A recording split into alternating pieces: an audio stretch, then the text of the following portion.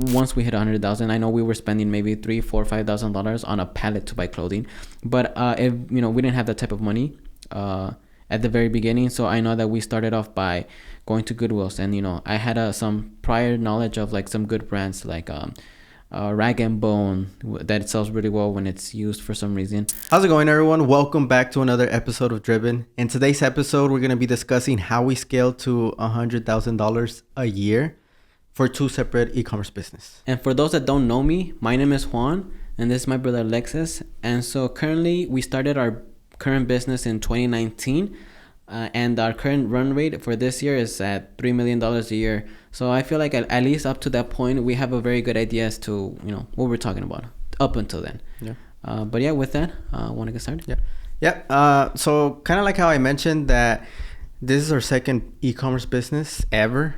And I know for our first business, we hit $100,000 in revenue for the second year. And then for this business, we hit over $100,000 in sales for the first year. Yeah. Which technically it was a lot less if we go on technicalities. But for the calendar year, it was $100,000.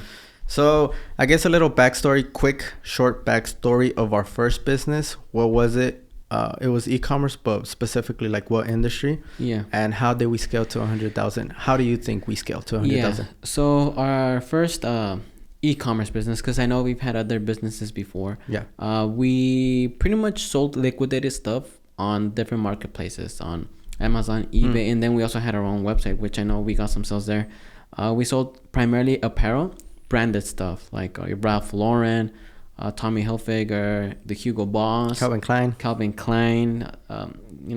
Hilfiger, I think I already said that. I don't know. But we used to sell branded clothing, like liquidated stuff from Macy's, Nordstrom's Rack, and so Bloomingdale's. And so we had a good understanding of that business. Also because I know I worked at a place before that was similar. Actually, two places that were very similar.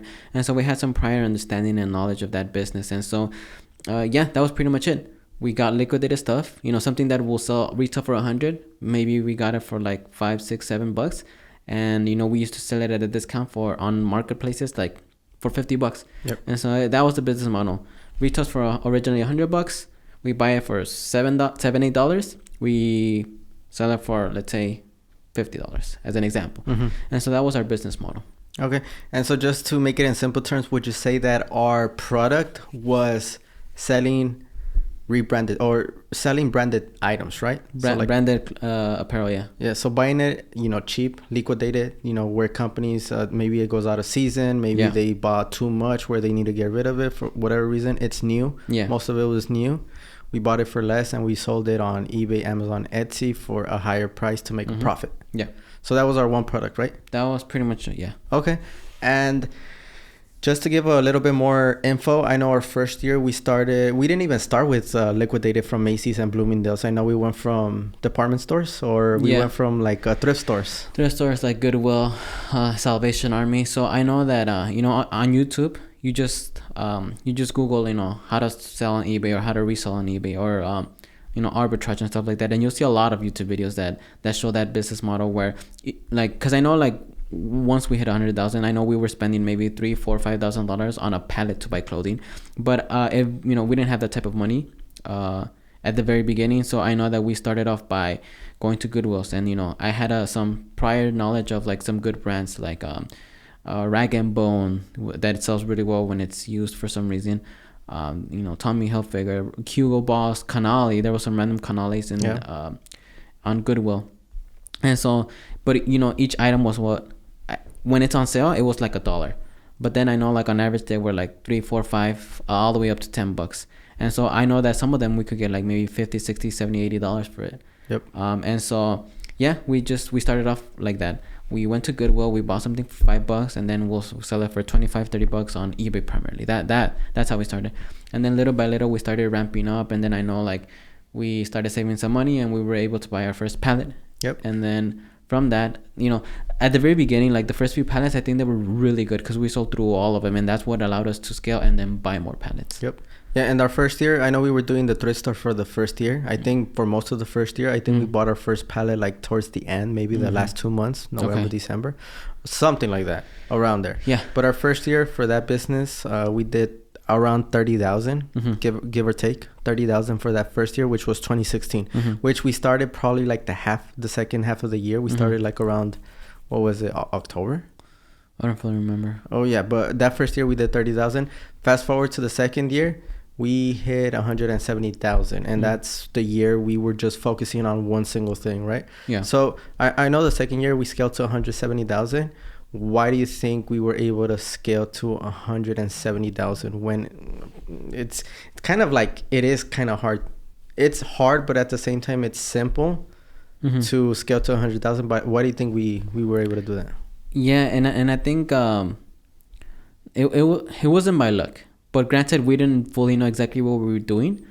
But the reason why we were able to scale to that in our second year was because we found something that was working. So for example, buying pallets, liquidated pallets, and just listing all of them. So that was really the only thing that we did. And so once we started seeing something that was working, that's all we did. We just listed one, the other one, and then pretty much that's all we were doing. If you remember, that's all we were doing. We weren't trying to, do Google ads or, or Shopify. Maybe we did get a website, but it wasn't like our main focus. But really it was about getting good images, getting good descriptive titles that people, when they search for it, they'll be able to find it, and just selling it for a good price that would incentivize people to buy from eBay and or Amazon, as opposed to going to like the department store of Macy's or Bloomingdale's and getting it from there for hire. So good images, good titles, good pricing. That was what we focused on, and then just listing a whole bunch, because also the main thing that really took the labor was just listing those products.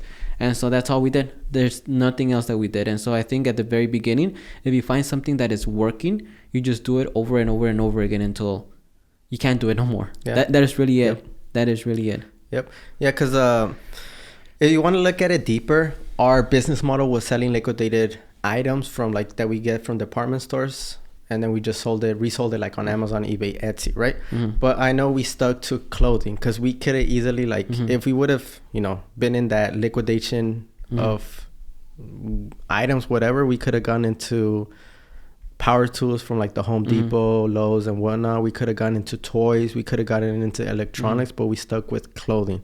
And I feel like if we would have done other stuff like electronics, power tools, I think our inventory would have we would have had less spending power, and then we wouldn't have had a lot of discounts on that. And then I think our focus would have been everywhere. So which is, I think, going back to what you're saying, we just stuck to one thing, which was clothing for the liquidated merchandise, right? For clothing specifically. Clothing, yeah. And then again, we did the same thing day in, day out, which was a little bit boring. It wasn't a little, it was a lot boring. It was extremely boring. It was extremely boring. And so we just stuck to that, like day in, day out. We did that for months. Eventually we hit 170,000. So again, for us looking back, we didn't know exactly what we were doing, but now looking back at how we did it, it's very simple.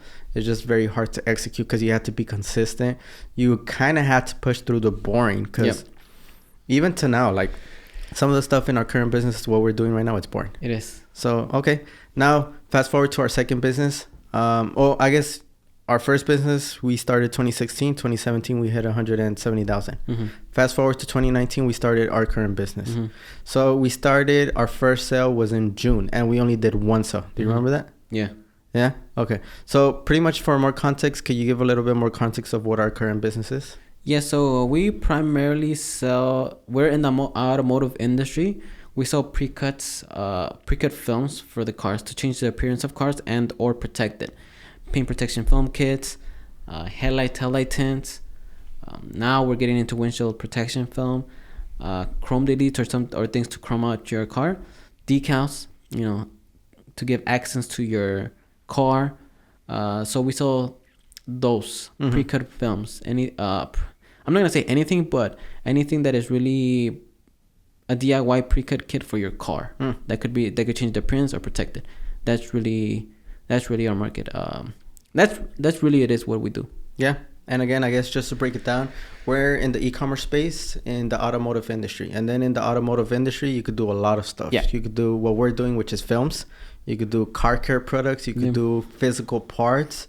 You could do mechanical stuff. Yep. But we decided to stick with film. So e-commerce, automotive stuff. and then films, and that's Yep. what we stuck to. Yep. Okay, cool. And then I know we started in 2019. Mm-hmm. I know we had our first sale in June, which we only sold one product, which I Mm-hmm. remember it was like for $30 something. Mm-hmm. So technically our first sale was in June. Mm-hmm. Fast forward to the end of the year for 2019, from July to December, we were able to hit like around $105,000 in revenue for that year. Why do you think we were able to hit it quicker? Yeah, because for that one, I know that we did just happen to stumble upon something that was a better marketplace. We were kind of relatively-ish newish to it, because I know that our previous business model, I know that it was very saturated, and I know there were big players there. Yep. There were very big players that could outspend us and that could outprice us and that could outlast us. Yeah. And so, but we stumbled upon an industry that was more, I don't know how to say it, but more ripe for the taking. Yeah. I know there wasn't any really big players. There wasn't really, like, it didn't really fully exist. And so I know we entered, so that was part of it. The fact that we jumped on the right boat at the right time. That was part of it. But at the same time, just like in our clothing business, we just started seeing what was working. And so we just did more of it. That's it. Like, we started listing more products. We started listing more SKUs. Amazon now was really big part of our business. And so the good sellers, we focused also on those and started sending those products to Amazon fulfillment centers, which they fulfilled. And if we know Amazon, that I know that Prime badge is a really big incentive as to why someone would purchase, that product, as opposed to something that doesn't have a Prime badge or is in another marketplace that will take, a week, let's say, to ship. And so we started just focusing on that new SKUs of our category, and also started focusing in our Amazon marketplace that and sending it to FBA. And that's it. That's really it. And so we just did more of it. We didn't for that first year, we didn't do anything else. Like, that was it. There was nothing else that we did. Yep. Again, we didn't do anything else automotive. We didn't want to start a mechanic shop. We didn't want to start a vinyl wrap shop. Selling car care products, which eventually we wanted to do, but that's a different story. Yeah. So we only stuck to one thing, doing the same thing over and over again, which again, it got boring. It got boring, especially sending the stuff to just Amazon. Repetitive, like just picking. I got really boring. Yeah, but we stuck through it, and I know that first year, like I mentioned, we hit 105,000. Okay. So based on that, what would you say the overall theme that we did? Because I know towards that time we didn't know the formula to it, but now we kind of do know the formula. So what would you say the formula? Like, if we were to start a business all over again, like from scratch, obviously we have this experience, so we know exactly what to do step by step. But I guess the overall general formula, is there a formula? Do you think there's a formula, or yeah, I would say, like, maybe not a mathematical formula, but let's just say. So you started a business, whether it be products or service, and I think it applies across all businesses. Yeah. Starting businesses, and I say more of like just non-techy ones, because I know you need, like, for technology companies, you either need to have that experience or you need to have a lot of funding. But businesses that me and you who don't have a lot of money would start. It's you start your business and you try to get a customer, and so you just. In whatever channel that may be. It may be through ads, it may be through word of mouth, it may be through door knocking. So you just figure out how to find the customer. Once you do, and you start seeing that that's the way that you start getting customers, like whether it be door knocking, like let's just say it's door knocking, that's all you do. You do it like you do that. You do that as boring as it can get. You just do that and you don't stop until you physically cannot. Like, that's the thing, until you cannot, like, whether it be because you have too many customers now and you need to hire people, whether it's that, or for example, let's just say you saturate your market, which it's very, very unlikely that you do, but you just do it until you can't anymore, for whatever reason you can't. Like how I mentioned, like you get, you do it so much that you get so many customers, and now you need to hire people, or you need to fulfill it, or whatever it could be. So you just do it until you can't no more. Like, for us, we couldn't do the just the new listings and the fulfillment, because we just physically couldn't, because we needed to hire people, and then we also needed, I know that we expanded into like just in film, but just different product types, let's say. So yeah, that's pretty much it in whatever business that you do. Like, you just start, and then you figure out what works, and then you just do it, and that's all you do until you can't. So that would be the formula. You start, you find the things that works and is bringing in customers, and you continue doing it, and that's it. You continue doing it until you can't no more. Yeah. So for more elaboration, the thing that works would be either like a product that's selling good, a service that people wanna, continuously get from you. Yeah. So that type of, that's what you're referring Yeah. to. So for example, if it's like car detailing, like you start a car detailing, and the way you find customers is by door knocking, and that's your best way that you found it. You just do that. So I guess it is like how the Hormozy say, it's like one product, one channel, one avatar. Yeah. You just do that until you can't. It really is that. That's how we did it for our businesses that have been how we've scaled to 100,000. Yeah. That you just find that one product or service, and you find that one way in which you find customers. It could be ads, it could be door knocking, it could be referrals, it could be different ways that you find the customer, and then you just do that. That's it, and that's all you do until you can't. It's that simple. I know it might sound like too simple, but that's really it. Yeah. And I feel like sometimes because it does sound a little bit too easy, but the thing is that why I think it's difficult and why maybe many people don't get there, because it's the work that follows it. Yeah. It's having to actually do the door knocking, or having to actually fulfill the service. Yep. It gets repetitive and it gets so boring, because if you remember till when we scaled to 100,000, it was boring. 100%. It wasn't exciting. Yep. And as a business owner, you think, you had to do all these different things, like like that, sound fun and exciting, but at the beginning it really is just grinding. Yeah. Yeah, especially also in the beginning, it's trying to figure out what works, what doesn't, because we started our first business, or e-commerce business, in 2016, but we were also doing other stuff prior to that. I know you were selling electronic stuff. We were trying to sell like whatever. We got into sales, we got into insurance, selling insurance. We tried everything until eventually something hit. We saw that it was selling, and we just stuck to it. Yeah. And I think that's again, I think for anything, even now, if we start something new, it's very hard, that initial, like getting over that initial hump, getting into the flow of things. But once you get into the flow of things, I think the hard part is done. Now the second thing comes, which is consistency. Yeah. And not trying to do everything at once. Yep. And I think that's how we scaled. Yeah. So it's very simple, but I think it's very hard to execute. Yeah. It is to execute, but it's simple. Yeah. It's hard, and it's simple, and then hard too.